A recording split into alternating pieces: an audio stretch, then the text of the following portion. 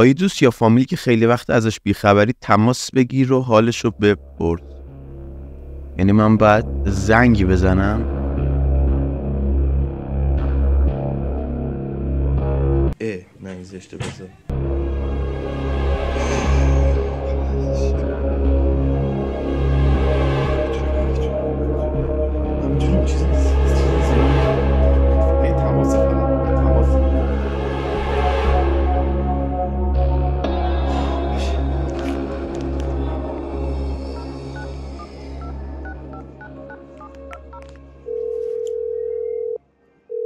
الو.